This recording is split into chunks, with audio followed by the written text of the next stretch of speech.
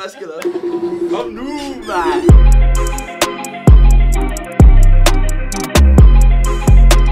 Yo! Jeres yndlingsstue er tilbage! Så er det, fordi det er blevet mandag kl. 12, mine damer og herrer. Velkommen tilbage i en varme stol, mine damer og herrer. Til dig, der er ude at løbe, mine damer og herrer. God løbetur, god læsetur, god whatever, du er i gang i. Ja flækken næste gang. Men velkommen tilbage, og tak fordi du har tændt for os i dine ører. Og vi er glade for, at du er med os i dag. Hvis du har en kæreste, siger du elsker. Hvis du har din mor, siger du elsker. Alle sammen, vi elsker hinanden. Kun kærlighed til alle sammen. Flækken næste gang. Ja, det er også det, jeg skal til at sige. Vi er i gang igen her mandag morgen her, eller mandag eftermiddag, formiddag. Sean? Eli, du har meget, du skal sige i forhold til, hvad der er sket. Fordi jeg kunne huske sidste episode, der sagde du, vi optager normalt om onsdagen, og du sagde onsdag, når den her episode er ude, så håber jeg, at nogen kan skaffe mig en Drake-billet. Og det skal siges, at vores elskede lytter hørte min bøn, så jeg fik simpelthen en gratis billet til en Drake-koncert. Du er game. Jeg fik en gratis billet til Drake-koncert. Jeg var inde og se den alene, men det var faktisk en fornøjelse. Ja. Kæmpe fornøjelse at være inde og se Drake alene. Men du var dog ikke helt alene, kunne man sige. Nej, men det kommer jo. Så jeg gør det lige kort min forklaring i forhold til hele Drake-koncerten og hvordan det var. For det første, det var en oplevelse for livet, at jeg nogensinde kom til, altså jeg så Drake, og jeg var så tæt på ham, bror. Jeg føler, at du ved, der hvor han er oppe og spille med DJ'en, altså jeg stod lige ved siden af ham, bror. Så du mener? Men ja, altså for det første, hvis jeg lige skal rate koncerten, så giver jeg den en solid 8 ud af 10. Jeg synes, han gjorde det fucking sindssygt. Og tænk at have så mange bangers, ikke? At du kan spille sådan der 15 sekunder af din banger, og så spille en ny banger efter, forstår du? Ja. Bare sådan, du ved, ligesom, så spiller han, og så kan jeg ikke nogen bangers i hovedet lige nu, forstår du? Men så spiller han... Passion Fruit. Ja, nu siger jeg Passion Bling. Ja, Hotline Bling. Bang, spiller måske lige 15 sekunder. Bang, you know, og så boom, så kommer der en eller anden headlines, forstår du? Forstår du? Så det hele blev bare ved, og det var en gave, der blev med at give. Altså fuldstændig hjernedødt. Men jeg har dog også lidt noget kritik til ham i forhold til, hvordan han...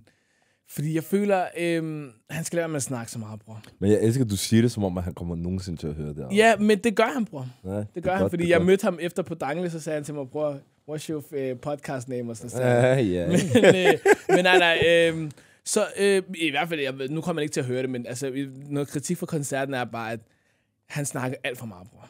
I forhold til, at man er kommet for at høre musik, hold din kæft, bror, og bare spil noget musik. Men altså, nu var der ikke selv. Men det kan godt være, at det var, altså... Jamen, ærligt, han skulle bare... og så bare spille noget musik, bror. Fordi, bror, da han spillede, var folk fuld på. Det var det der, god energi. Og så det andet, jeg også har at sige, Party Next Door. Bare væk fra den her turné, bror. Han skal bare tage hjem, bror. Men jeg føler bare, at det er sådan en, du ved, I'm helping a friend out. Det gør han 100%, og det gør han. Men ærligt ikke, det, altså du ved, Party Next Door skal bare hjem. Altså folk siger, at det bedste med Party Next Doors sæt var dem, han kom med op på scenen. Altså det er det krydse, der var der, eller? det er det, folk siger var det bedste fra hans sæt, bror. Jeg synes, der han lige havde en sang, der var galt til sidst, men alle andre siger, at det eneste, der var galt for hans sæt, det var det krydse, der var der, bror. Altså jeg hørte fra Shabazz, der har været der, at dem, der tog der ind med deres fruer og sådan noget, ikke? Deres fruer fik dem til at kigge ned i jorden, mens jeg spillede under hele koncerten. Det kan jeg fandme godt forstå. Jeg kigger også væk, bror. Jeg kigger også væk. Men overall, så synes jeg, at det var en god koncert, bror. Oprigtigt. Og jeg synes, det er nederen, du ikke kom til den. Men og alle jer, der kom til den, jeg håber, I virkelig fik en dejlig koncert. Altså, jeg havde det fint over, at jeg ikke var der. Selvfølgelig, du ved, sceneopsætning og sådan noget, du ved. Det dybde ved koncerten, det var fedt at se. Forstår du det der med, at han havde rundt ring, og han gik ud, der hvor folk sad. Folk følte, at man var tæt på ham. Yeah. Men du ved, der er en grund til, at jeg ikke var der, og jeg skal ikke modtage 20 snaps fra den story, eller fra den dag. Jamen, jeg blev også uvenner med en grund af det. Jamen, altså, jeg føler faktisk, det er helt okay, man sender der snaps. Det synes jeg ikke. Jeg synes, det er okay at smide dem op på story, fordi så kan man selv vælge, om man vil se dem. Du skal ikke sende det privat. Jeg synes, vi er nået en alder, hvor man godt kan modtage snaps fra en Drake-koncert og har lyst til at se det. Hey, det er bare min personlige holdning. Det er ikke fordi, jeg siger, at du sender mig 1 eller 2, at jeg var sådan, jeg crasher out. Men når du sender mig 20 styks privat, og jeg siger klart og tydeligt, bror, jeg har set du til Drake-koncerten, du ved, jeg misunder dig, eller hvad hedder det? Du må gerne gøre dine ting, men bror, jeg har ikke behov for at se 20 snaps. Bare sæt dem på story, så kan jeg se det derfra, så kan jeg følge med fra den anden vinkel af. Men lad mig sende dem til mig privat. Jeg er uenig i det, men det er også ligegyldigt, men der er noget andet ved Drake-koncerten, som vi skal snakke om, bror. Til alle jer, der har været til... Altså, nu, man ved jo også godt, at Drake har været i Danmark, bror. Altså, min TikTok, det er kun Drake. Kun Drake. Men der er også noget andet end Drake. Hvad? Der er den infamøse sorte konvolut. Fuck den konvolut. Den sorte konvolut, som vi alle sammen har set på TikTok, bror, ikke? Den, altså... Nu skal du høre mit take på det. Eller folk, som ikke ved, hvad den sorte konvolut er. Det er... Drake kom jo til Danmark, så hans... du ved så... Dem, som oftest modtager en sort konvolut, det er jo sådan piger, som er blevet scoutet af nogen. Forstår du? Og så, du ved... Så hvilket er fint nok, at du bliver scoutet til at tage en af en Drake-koncert, og du bliver inviteret gratis. Men problemet for mig kommer, vi er fucking ligeglade. Jeg synes ikke, der er behov for, at du skal vise, at du bliver inviteret af Drake til at se hans koncert. Men sådan, altså, hvem har spurgt dig, bror? Altså, hvem har spurgt, om du er blevet inviteret af Drake? Det er jo ikke, altså, du er blevet inviteret udelukkende af én ting, som jeg ikke gider at komme i dybden med, som alle ved, som jeg ikke føler, at du burde være stolt over. Det er måske også crazy at sige, men... Havde du flashen? Nej, ikke rigtigt. Jeg synes ikke, det er sejt. Ja. Yeah. Fordi at igen... Jeg havde snakket med folk nede i shoppen omkring den famøse sorte konvolut, og min personlige holdning, det er, at Drake har ødelagt vores... Altså, du ved... Nu vil jeg ikke sige alle, men nogle kvinders syn på andre mænd. Den er du nødt til at tage mig igennem, bror. Forstå mig ret. De har fået en sort konvolut. Den sorte konvolut indebar en privat fest, hvor 300 piger var der, og Drake og hans hold var der. Og hvor jeg har hørt, den party, ikke, den stak helt af, hvor folk, de glemte deres hjerner derhjemme. Ja, men jeg forstår ikke, hvorfor folk er så overrasket over, at det der med Drake, han kommer til Danmark og holder en party. I USA er jo det er jo det mest normale, der sker. At det sker jo hver dag derovre jo. Ja. Og du ved, det er jo sådan, bror, det er jo, altså, det er jo allerede det der med Drakes fest der sikkert i søndags og mandags, det var jo et helt rekrutteringsprogram, bror. Ja, det syge er... Det var et rekrutteringsprogram, bror. De har været ude at scoute om lørdagen, har jeg fået at vide, har de været ude at scoute. Så har de kigget, okay, der er du gal. Du får en sort konvolut. Du skal have en sort konvolut. Det værste ved det hele er, at de har lukket en hel restaurant, hvor de så til middag med sådan der, du ved, 80-100 piger. Nå, okay, så ham og hans hold. Ja, men bror, men igen, det er jo heller ikke for at slå ned på Drake eller nogen af de andre. Det er bare for at sige, at jeg personligt synes, hvis du får en sort konvolut af Drakes hold, eller OVO, eller hvad vi skal kalde det, hold det for dig selv, elsket. Jamen, fordi vi alle sammen ved, hvad for nogle fordomme, der kommer om Chris, som har den der sorte konvolut. Forstår du, hvad jeg mener? Jeg synes bare, de skal respektere sig selv, fordi det gør bare gamet svært for alle os andre mænd. Nej, det gør det ikke, bror. I sidste ende, så ved de også godt, at det der, han har sat en standard, som ingen andre mennesker kan følge med på. Forstår du, hvad jeg mener? Nej, men det er det, jeg mener med, at den der sorte konvolut har ødelagt, gamet for os andre mænd, fordi så tror de der Chris, hvis jeg mover for eksempel, lad mig sige, jeg mover på en Chris, der har fået en sort konvolut. Hun vil kigge på mig og tænke, bro, sidste måned sad til middag med Drake. Hvad skal jeg bruge dig til? Forstår du mig? Men de kommer ikke tilbage til realiteten. Forstår du mig? Så tror de, at den næste artist eller baller, der kommer til DK, de laver den samme movie som Drake. Forstår du mig? Jeg vil have det fucking svært, fordi så ved jeg ikke. Det er ikke noget med mit hjerte at gøre, det er noget med min pengepunkt at gøre, fordi jeg skal matche den energi, han gav. Ja, så er hun ikke den rette for dig, bror. Det er hun, men igen, alle dem, der... Undskyld, jeg hater så meget. Alle dem, der fik en sort konvolut, de har ødelagt det for sig selv ved at flashe på nettet. Det har de. Jamen igen, men jeg hører dig, bror. Jeg hører dig, og jeg forstår også godt det der med den sorte konvolut. Men det er jo alt det. De der ting, vi har om den der sorte konvolut, det er en fordom. Forstår du, hvad jeg mener? Det er sådan... Det er en fordom, vi har om de der krigs. Fordi at de får en sort konvolut, så er de, du ved, de er derude. Og det kan også godt være, at du ved, forstår du, så har de bare fået en sort konvolut, så har de taget ind og set koncerten, og så har de taget hjem. Forstår du, hvad jeg mener? Hey, det kan godt være. Men tror du selv det? Både KD var i Danmark, Kevin Durant var i Danmark, Drake var i Danmark. Hans hold af goons, bro. De, du ved... forstår du mig? Det er præcis.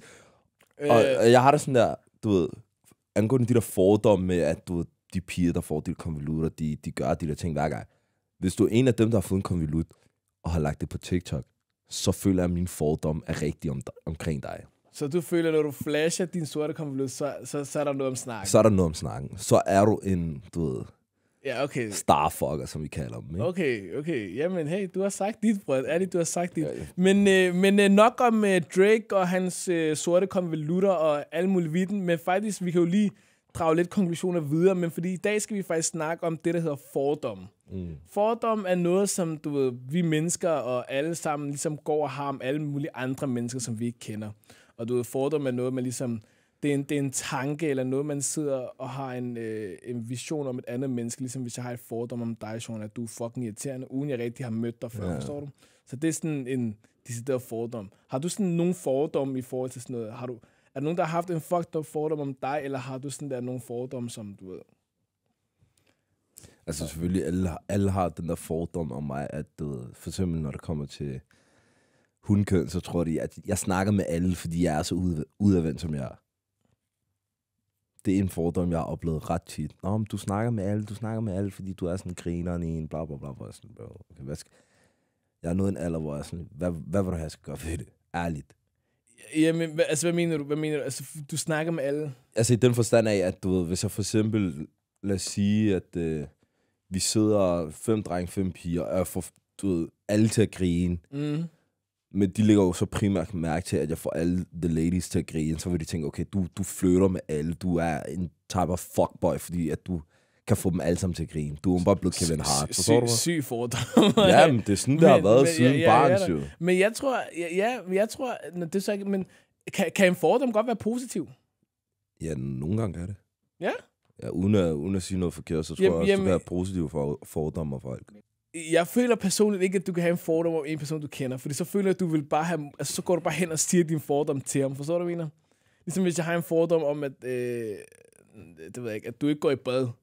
Så vil jeg ligesom spørge dig, går du ikke i bad, eller hvad? Ja. Altså, forstår du, hvad jeg mener? Men igen, der er også forskellen, hvis det er en person, du kender, eller en person, der sådan er lidt... Perifært. Perifært, eller hvad? Ja, okay. Ja, jeg hører... Så kan du ikke bare gå hen og sige, hør, Jonas, du lugter, går du i bad, eller hvordan? Så siger du for eksempel til mig, hvis jeg kender Jonas bedst, bror, går din ven ikke i bad? Du går ikke direkte hen og siger det til men jeg har, altså, den fordom, der har været rigtig meget af mig, og som jeg slet ikke forstår, bror, og I må godt ligesom correct me if I'm wrong, at jeg er arrogant. Kan I godt se folk det der ligesom på, hvorfor jeg skulle være arrogant? Det kan jeg. Ærligt? No joke, bro. Det kan jeg godt. Altså, du vil have fordom af det nemmeste i verden, jo. Fordi det kræver bare din egen tanke, og så skal du bare ligesom... Forstår du? Der er jo sådan de loyale, der er. Forstår du? Dem, vi alle sammen kender. Og det er jo fucked up, fordi det er ikke sikkert, det er rigtigt jo. Men der er jo de der med indre lugter. Nej, men... Den har jeg sgu aldrig hørt. Nej, hold nu op. Ikke sådan der lugter, men du ved, der er den der fordom. De har den der stærke lugt. Ja, de har en stærk kaj-lugt. Et eller andet, og det... Jeg lægger tillægsord på det, er brazy, bro. Det er brazy. Alle ved, hvad du mener. Du behøver ikke at lægge tillægsord på det. Undskyld. Men de har, altså, man har jo den der fordom om, at de har lidt det der, ikke? En stærk aroma. Hey, du har den stærke aroma. Og så har man... Og den helt loyale er, blondiner er dumme. Ja. Den har været der siden barns ben. Præcis. Den der med blondiner er dumme har været der siden barns ben, og vi har jo set nogle kloge blondiner jo. Eller det har jeg i hvert fald. Jeg ved ikke, om I har. Eller alle pakistanere ejer en kiosk.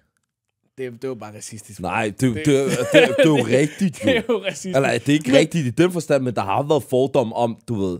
hvor er du fra? Jeg er fra Pakistan. Har din familie så en kiosk? Det har du jo, altså. Lad os kalde en spade for en spade. Ja, 100. Men der er også den helt loyale, den der med, at du ved, at vi afrikanere har en stor. Forstår du? Ja. Det føler jeg er den mest normale. Så for eksempel, da jeg var yngre jo, ikke? Der blev jeg jo kaldt tredje ben. Det tror jeg ikke, du blev gjort. Ja, du skængler. Det tror jeg ikke, du blev gjort. Men det er fint, jeg kender dig helt ud. Jeg ved ikke, hvem der kalder dig tredje ben, bror. Det er en stor løgn. Da jeg var yngre, ikke, jeg svør på lige at blive kaldt tredje ben. Og så ved I, hvad jeg har deal med, dreng. Forstår du, hvad jeg mener? Keep it PG, bro. Du kan ikke stå og sige, at alle pakistanere ejer en kiosk og sådan noget. Alle sorte har en stor oval. Det kan du ikke stå og sige. Forstår du mig? Den lugter ikke. 100. Og det er rigtigt. Men jeg føler, at jo, det er måske lidt på grænsen til racisme, faktisk. Jamen igen, hvordan skal jeg sige det? Nogle fordomme får man, fordi at man ikke ved bedre. Men når du så ved bedre, så bekræfter du bare, at din fordom er korrekt. Forstår du mig? Fordi jeg har mødt piger, der har fået de der typer, der har fået en konvolut, hvor jeg var sådan lidt, okay, du er slet ikke den type. Så også mødt piger, der har fået den der konvolut, og så har det bare vist sig at være den type. Forstår du mig? Så det er ikke fordi, jeg går ud og peger på alle, der har fået en konvolut, og sådan der, du er typen. Men hvis man nærstuderer lidt og siger, okay, hun er i Dubai næsten hver anden uge, bror, det er jeg, du ved, alt det der, så ved du også godt selv. Okay, og det er rigtigt nok, hvad du siger. Shaking your ass on a yacht, bro. Men det er rigtigt nok, hvad du siger. Kan du huske den der, vi havde for lang tid siden, da vi stadig var 3, der havde vi jo den der, det var med Nika og Leila jo, der havde vi den der med, at hvis du kan se highlights, hvor der står Duben, og hun er ikke skrevet Duben, hun har skrevet DXB, bro, så ved hun er loyal. Hun er der en stabil, hvad er nu, bro, forstår du, mener? Og så MEA, du kender ikke MEA, bror. Miami? Kom nu. Men så kan man måske godt sætte tingene lidt sammen, forstår du? Men jeg føler også, at du ved, ligesom vi har jo, det er jo en fordom, vi har om de der piger, der får sorte konflikter. Hey, jeg ved godt, at folk, du ved, pigerne derude, de arbejder og knokler også, men det der irriterer mig allermest, ikke? Altså ikke, det er det der, du viser en lifestyle, men du arbejder 9 to 5. Forstår du mig? Men det synes jeg er okay, faktisk. Det skal jeg lige have lov at sige. Og jeg skal også lige sige til alle lytterne derude, hvis I er kvinder, og som lytter med, og har fået en sort konvolut, og I slet ikke kan genkende i det, vi lige har sagt, skriv endelig til os, os til. Skriv, jeg har også en fordom, at du ikke har en stor, forstår du? Så sig det til mig, forstår du, hvad jeg mener? Nu mister jeg, hvad var det til? Ja, det der med 9 to 5 og sådan. Jamen, det føler jeg okay, bror. Det er okay, jeg føler, at der er også en ting, folk skal stoppe med. Den der, du ved, det er også en fordom, jo. Det der med, at man ikke må udvise en vis livsstil, hvis det ikke er, fordi man lever det. Forstår du, hvad jeg mener? Det skal man ikke, bror. Der er bare ærligt at sige. Fordi at, du ved, så er du også, så føler jeg, som du lige sagde, det er en spade, så føler jeg oprigtigt, at du har for meget i dit hoved, hvis du tror, alt det, jeg lægger på internet, er mit liv. Kommer du der og siger til mig, at fordommen godt kan komme med i noget jalousiagtigt? Så faktisk, det du siger der, bror, det er, at du siger, at Sean er jaloux på Lamine Yamal. Jeg er ikke jaloux på. Nej, stop. Nej, fordi Lamine, det er noget andet, fordi jeg ved, okay, han kommer fra en ghetto, du ved. Hans marriage fra umuligt, hans far går rundt og laver det der gangsign, hvis han ikke kommer fra et hårdkvarter. Nu snakker vi om de kvinder, sorry kvinder, men vi snakker om de kvinder, du ved. Fordi jeg har set med mine egne øjne, ikke? En pige, som jeg troede var, du ved, the shit, og hendes lifestyle var settled, og alt muligt, bror, ikke? Arbejder fucking 9 to 5 ude i fucking lavkagehus, hvor man sådan, bro, tager det lige sammen, ikke? Men bror, jeg siger det der med, at man har fordom om folk, der har en brutal Insta, at de skal være rige, det er ikke okay. Der føler jeg, at vi er i, jeg føler personligt, at jeg er et sted, hvor jeg godt kan sådan se igennem, okay, det er okay, altså hvis du gerne vil vise the finer things of life, gør dine ting. Du må gerne vise de fine ting, men jeg føler bare, at du skal også være realist og vise, at okay, det er ikke fordi, jeg er oppe hele tiden. Du ved, gør dig lidt mere jordnær, ikke? Men det er vel okay at vise en livsstil, som man lever, når man så måske er på ferie, for eksempel? Ja. Op til det. Jamen, det er også det, jeg siger. Det er fint nok, men du ved, der er bare nogen, som viser en livsstil, som om, at du ved, det er til ekstrem, forstår du? Men de kan ikke tjene så mange penge til at gøre de ting, de laver. Hunkøn eller hankøn her? Hunkøn. Fordi hankøn, de er meget det der, du ved... Undskyld, jeg siger det. Der beskytter jeg altså lige kvinderne, bror, fordi hankøn er fandme også fremragende til at lave den der lifestyle, som om at de er et eller andet. Forstår du, hvad jeg mener? Altså, jeg kender en, ikke? Og jeg kender en, ikke? Han har taget billede i privatfly, ikke? Og så har han bare taget Ryanair lige efter, bror. Altså, han har oprigtigt taget screenshots. Men så skal han også tjekke sig selv. Jamen, det er det, jeg siger jo. Forstår du, hvad jeg mener? Så skal han virkelig tjekke sig selv. Fordi det er jo ikke, fordi jeg nærstuderer Shababsnes Insta, forstår du? Men jeg føler bare, hvis det er, at du gerne vil leve en livsstil, som du ved godt selv, at du ikke kommer til at leve, eller du ved, lige inden for den nærmeste fremtid, måske fremtid, man ved aldrig, Så lad mig fake it, du ved. Lad mig fake den, bror. Bare være ærlig. Ja, men bror, det er jo også en ting, bror. Helt oprigtigt. Det er faktisk en ting, det der med, at man er lidt mystisk, og du ved, folk ikke helt skal vide, hvem han er, men så sidder du oprigtigt bare og laver et eller andet 9 to 5, hvilket er helt fint. Men det er også en ting, bror. Så derfor jeg siger, fordomme, ikke, det er faktisk, det er ikke lige med, men det er tæt på også at være lidt jalousiagtigt. Fordi du har kun fordomme om folk, sådan, hvor du tænker, bror, hvad er det, der foregår her? Det der kan jeg ikke lide-agtigt. Jamen, jeg det er min personlige holdning. Jeg ved ikke om... Jeg har bare fundet ud af mig selv, hvis jeg ikke fucker med en person på Insta eller andet, bare fjern. Jamen, det kan du også gøre, bror. Men vi, nu har vi snakket lidt om sådan der fordom om mennesker og personer, man sådan har kigget på og tænkt, dig, hvad er det for et liv, du lever, eller et eller andet. Fordom om bydel, bror. Undskyld, jeg afbryder dig. Fordom og bydel dør aldrig. Nej, den er der hele tiden. Den dør aldrig. Men der er også for eksempel Amager. Når du tænker på Amager, så får du et billede i dit hoved. Og du får jo ikke sådan en der, du får ikke sådan en Hellerup-tøs, eller sådan en Frederiksberg-pige. Du får jo et billede af en Amager-tøs. Når jeg tænker på en Amager-tøs, ved du, om der kommer op i mit hoved? Linse motherfucking Kessler, bror. Det er en rigtig Amager-tøs, bror. Sådan en, der er klar til at give dig en næve, bror. Hun er klar til at slå. Nej, men Linse er gal, bror. Men det er definitionen af en amatør, synes jeg personligt. Da vi var yngre, sådan noget, du ved. Da vi 16 år, 17 år, deromkring, der var det meget det der Amager-piger, Red Bull, du ved, de der, hvad hedder okser, de der, hvad hedder de der pelsjakker? Dunjakker. Ja, de der dunjakker med den der pelskraver. Så folk ved godt, hvad jeg mener. Men jeg føler nu hvor vi er blevet ældre, så føler jeg, at Amager, det er et sted for de unge, fordi at der er mange sådan der, du ved, hvad hedder det nu, tilflyttere, for eksempel i Jylland, eller Fyn, eller whatever. De flytter ud til, du ved, Ørestaden, de flotte lejligheder derude. Ja, 100, men det er derfor, men det er jo det jeg nævnte der tidligere, det der med Linse Kessler-typerne, det er jo en fordom, forstår du mig? Det er jo sådan... Det er jo sådan, når du tænker på Amager, så er det det der billede, du ligesom får i hovedet. Ligesom, jamen, det er det, jeg mener med, ligesom det er ikke det billede, jeg får længere. Nå, får du ikke det? Nej, fordi at jeg føler, at der er rigtig mange, sådan, du ved, som jeg har snakket med. Nå, hvor er du fra? Jeg er fra Jylland, jeg er fra Aarhus, jeg er lige flyttet til. Hvor er du flyttet hen? Ørestad. Ja, okay, men Ørestad er ikke Amager, bro. Ørestad er sådan, du ved, Ørestad er sin egen bydel. Forstår du, hvad jeg mener? Ørestad har fucking flotte lejligheder og sådan noget, bro. Det kan ikke tage Ørestad som Amager, bro. Nej, men forstår mig. Hvad hedder det? Ja, også for eksempel Vesterbro. Vi alle sammen kender jo godt Vesterbro-typen jo. Eller fordommen om Vesterbro, og hvis du skal ligesom lægge... Men det er måske ikke fordom, det er måske en stereotyp, det jeg er i gang med at beskrive nu. Ja, det er måske en stereotyp, faktisk. Ja. Men det er jo det der med, at så har de måske lige nogle Asics på, nogle sandaler med strømper ind i, eller uden strømper. Ved du hvad, jeg har fundet ud af Vesterbro, ikke? Bukser med kjoles. Det er den der... Vesterbro, det er Hello for Wish.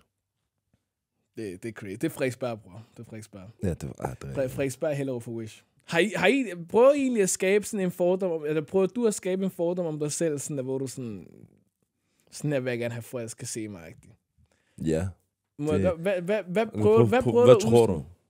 Nå, jamen, fordi, men igen, nu hvad skal jeg tage det ud fra? Skal jeg tage det fra din Gramos?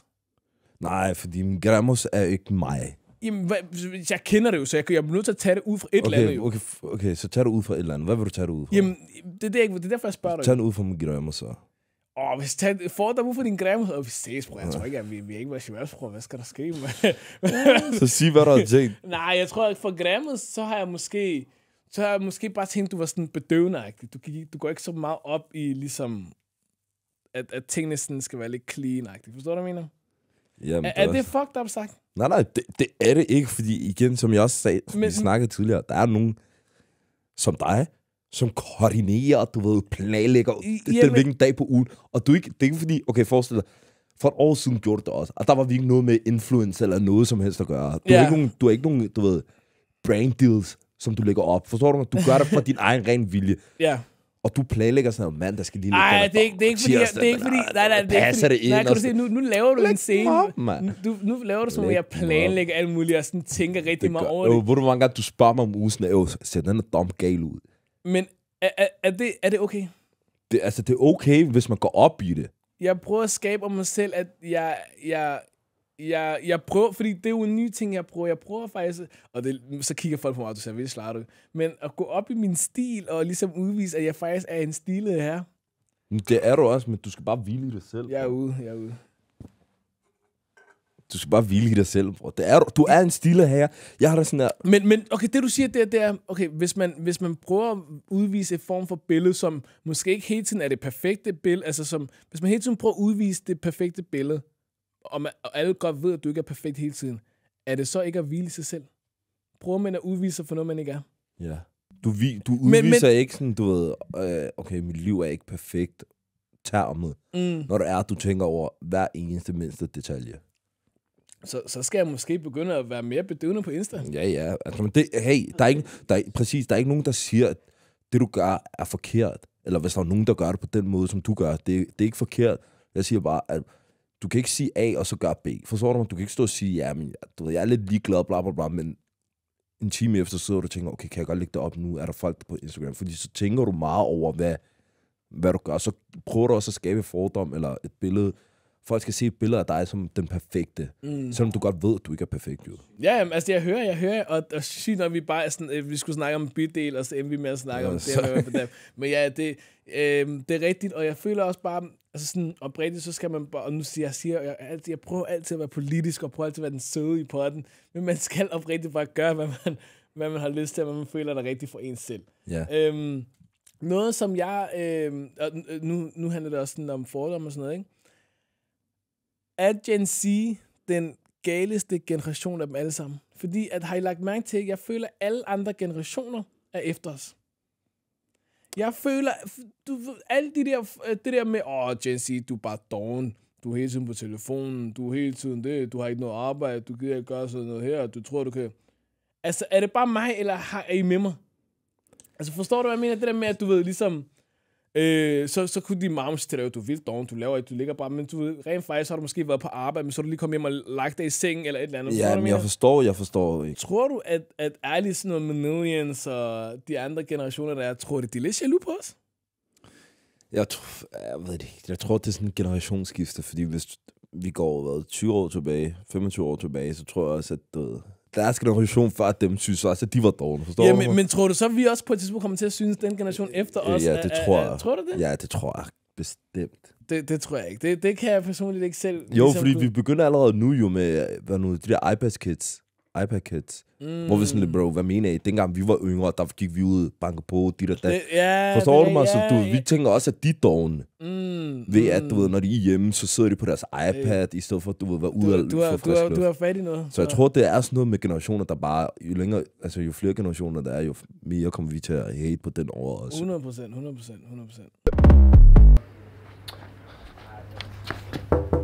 Hallo? Ja, dig. Hallo? Hvad kræver du for dig? Like, subscribe, ellers skal vi komme videre. Hej, kom nu, mand. Ja, vi er tilbage. Yes. Jeg har taget en lille ting med til os. Du ved, jeg føler, at folk savner lidt. Vi også kommer med nogle forskellige takes. Nu har vi kun siddet og snakke om det samme. Sidst har vi det der var... før i tiden havde vi det, der hedder Quote of the Day. Og vi havde mange forskellige ting. Ja. Men vi skal snakke om det, der hedder Main Character Energy eller Cringe. Ja. Og til dem, der ikke rigtig ved, hvad Main Character Energy er, det er ligesom, du ved, når du bare er main character. Og main character vil ligesom sige, det svarer til at være hovedrollen. Ja. Når du kommer ind i et rum, er du hovedrollen, eller er du cringe? Er du inde på klubben? Hvordan er du hovedrollen, eller er du cringe? Når du er derhjemme, hvordan er du? Forstår du, mener? Ligesom, hvordan kommer du ind og ligesom ejer rummet? Forstår du, mener? Alright. Alright, ja, lige præcis faktisk. Men så for eksempel Drake, yeah. da han spillede, yeah.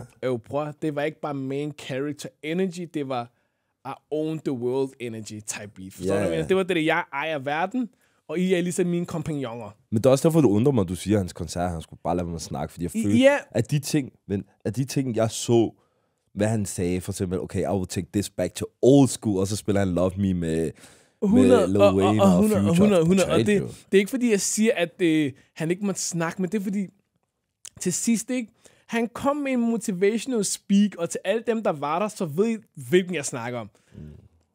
Den var rigtig motiverende, bror. Det var det der, du fik low-key det der med, jeg skal grind, forstår du? Det her, jeg laver her, det er ikke nok, forstår du? Jeg skal også kunne give folk sorte konvolutter, forstår du? Altså ikke mig personligt, men du ved, folk tænker, jeg skal også kunne give sorte konvolutter. men så du ved, det var ikke for at sige, at det var høj, men jeg føler bare, at han godt... Måske hvis han lige har skåret 2 minutter af sin snak af, for at lige spille 2 bangers eller mere, så har det været perfekt. Det var bare mere det, jeg mente. Så det var, men ja, i hvert fald til main character energi. Forklar mig, hvad er en main character energi for dig, når du kommer ind i et rum? Prøver du egentlig... Er det noget, du gør dig i? Eller altså sådan...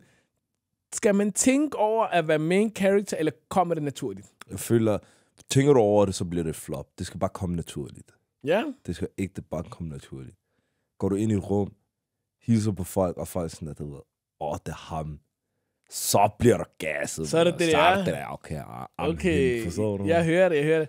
Jeg har taget nogle forskellige scenarier med. Ja. Så skal du fortælle mig, om det er main character energy, eller om det er cringe. Ja. Okay. Du tager solbriller på indenfor på en café. Det er cringe, bro. Ja? Eller du... Ja. Vil du have den dybere, eller skal jeg bare hurtigt? Nej, men du må godt forklare, hvorfor du synes, det er cringe. Jeg synes, det er cringe. Altså, der er 2 sider. Fordi jeg synes, det er cringe, fordi du er på en café, slap lige af. Du ved, hvad skal du spille galt for? Forstår du mig? Men der er også, hvad nu, hvis personer har bykorn. Fordi jeg tænkte også over det her forleden. Jeg tænkte ikke over det her forleden. Bykorn er cringe. Ja, jeg ved ikke at sige. Men jeg tænkte over sådan her, hvorfor er det fordi jeg så en eller anden video, jeg kan ikke huske, hvad det var. Men jeg var sådan lidt, hvorfor fuck har du solbriller på, når du er indenfor på sådan en café? Det var ikke fordi, at det var en spag eller et eller andet. Og så var jeg sådan lidt, det er fucking mærkeligt. Men så tænker jeg over, måske er der, fordi personen har problemer med øjnene. Så hvis personen har problemer med øjnene, så er det okay at så er det okay. Men hvis det ikke er, så er det cringe. Okay, jeg har lige en yderligere. Hvem er på klub? Der synes jeg, det er det, der jeg mener. Jeg synes oprigtigt, det er det mest cringe nogensinde, når folk har solbriller på klub. Nej, jeg synes, det er galt. Og sådan, det giver... Nej. giver bare lidt. Nej, jeg synes oprigtigt, det er lige for, at det er irriterende at kigge på. Sådan, hvem fuck tror du er? Jamen, det er det. Nej, som jeg lige sagde, ham, der havde main character energy, own the world energy type. Jeg føler faktisk, own the world er noget af det nye, jeg skal kunne sige til folk. Du kommer med own the world energy. Det er mærkeligt. Men ja. Ja, men nej, jeg føler for eksempel, Drake har aldrig solbriller på klub. Det ved du da ikke. Er du sammen med ham hver gang? Nej, men... altså, fester du med ham, eller? Har du også fået så konvolut, bror? altså, ægte. Er der noget, du gider sige til folk? Du var meget efter de der med sorte konvolutter, bror. Har du også selv fået en, eller? Det er sygt. Hvis jeg har fået en, og jeg har været der, jeg vil ikke lyve mig. Men jo, det er det nye. Eli var med til den party, der var. Ved du, hvor du blev holdt den? Ja, faktisk. Hvorhen? Søg. Han var der. Han var der. Men nej. Men det synes jeg, så ærligt ikke, hvis du lytter med derude, et godt råd for mig, som din yndlingspodcast-vært, så synes jeg oprigtigt, du skal tage solbrillerne af, når du tager på klub. Jeg synes, det er fint. Nej. Ja, det er okay. galt. Ikke helt de der dark nogen, men måske nogen, der ikke er så mørke i det. Okay, du filmer dig selv på Roskilde Festival, altså sådan vlog-agtig. Igen kommer jeg på, hvor du er på skalaen. Nå, okay, så hvis du er ædru, var det det, du mener? Nej, jeg tænker bare mere sådan, du ved, fordi jeg føler, det er cringe for nogen, der ikke er sådan, du ved, recognizable ude i...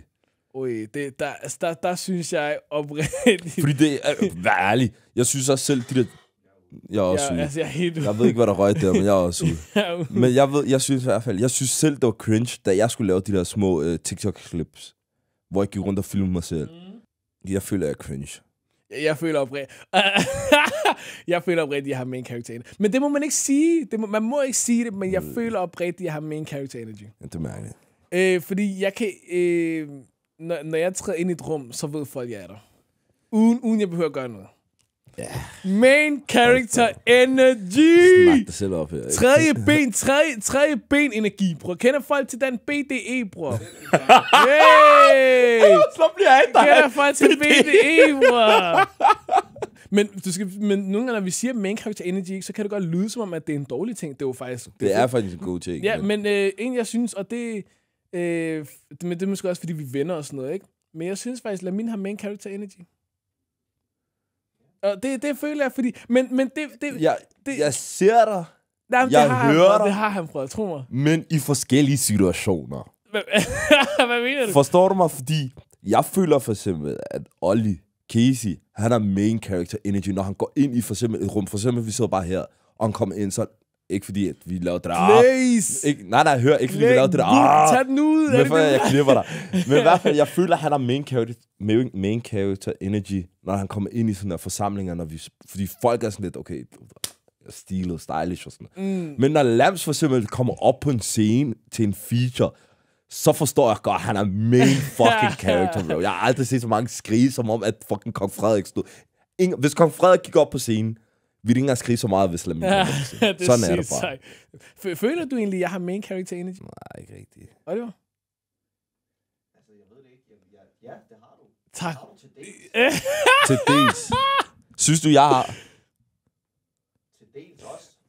Men det... Han lyver. Men er vi enige om, der er stor forskel på, for eksempel, når jeg kommer ind i et rum, og når Eli kommer ind i et rum? Den vil jeg virkelig gerne have, du uddyber, please. Altså i forhold til, hvis det er sådan, du ved, lad os sige en motive. Det er bare en lille hygge party, du ved, med random mennesker, vi ikke kender. Hvis det var Shabbat, så du ved, det er ligegyldigt. Men med folk, vi ikke kender. Føler du ikke, at jeg har, uden at glæse mig selv, men føler du ikke, når jeg kommer ind i rummet, så er det sådan, Sean er her-agtig. Fordi jeg er så udadvendt og er så larmende, at folk ser mig sådan, du ved. Fordi de ser jo dig mere som den arrogante, når Eli er her, du ved, fuck lige ham-agtig. Forstår du, hvad jeg mener? Det er ikke, fordi de står nej, men det skal også lige siges, altså pause og alt det der, tage den ud og alt det der, det er jo ikke fordi, at hvis Lamin træder ind i et rum, er sådan, Lamin, forstår du, hvad jeg mener? Det er bare mere, at du ved, nogle gange kan man godt mærke folks presence, det er mere det, jeg mener, så det er jo ikke fordi, at hvis han går ind i et rum, er bare sådan, oh my god, og sådan, du ved. Men det er måske ikke altid med det der med at komme ind i et rum, det er main character energy. Jamen, det er også...